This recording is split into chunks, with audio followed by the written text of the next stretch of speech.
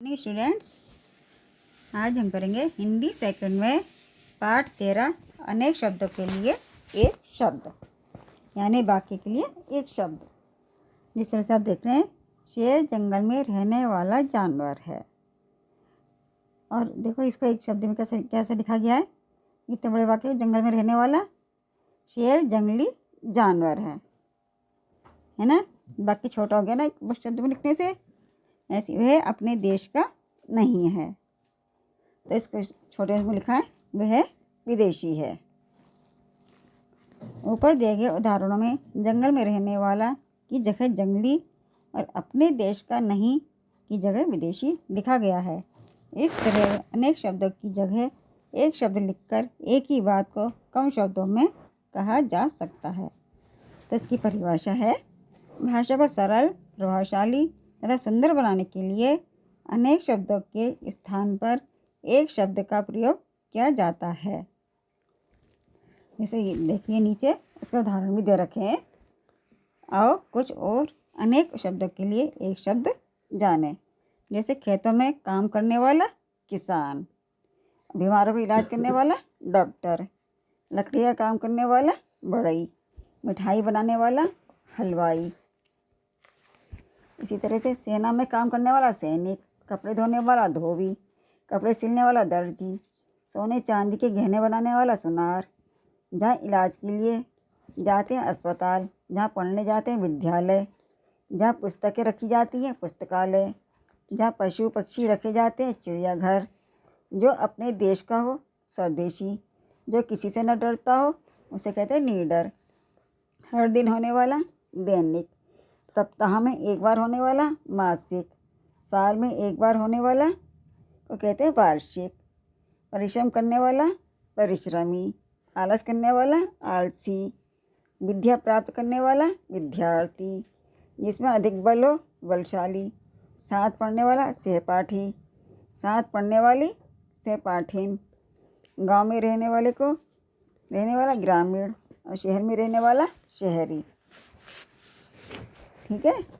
इसी तरह से यह है मांस खाने वाला मांसाहारी, फल सब्जी खाने वाला शाकाहारी, पेड़ पौधों की देखभाल करने वाला माली, दूसरों का भला करने वाला परोपकारी, जिसमें बहुत खतरा हो खतरनाक, जल में रहने वाला जलचर और ज़मीन पर रहने वाला थलचर, आदर देने योग्य आदरणीय, जो मन को मोह ले मनमोहक, है ना।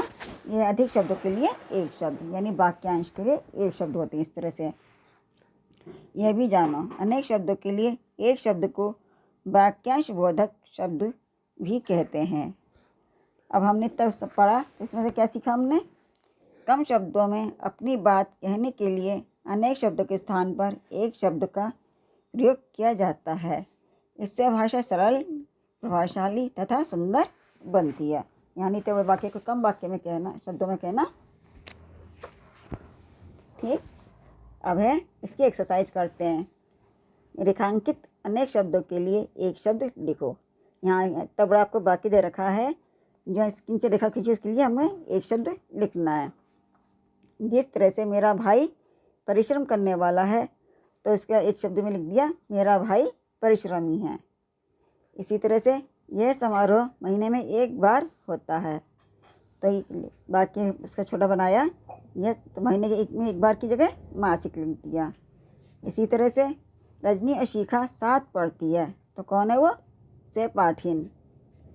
सुजान सिंह मिठाई बनाने वाला है, तो है हलवाई। मेरा मोबाइल अपने देश में ही बना है, तो हुआ स्वदेशी। अब सही शब्द चुनकर खाली स्थान भरिए। जैसे मेरी अर्धवार्षिक परीक्षा सितंबर में होती है।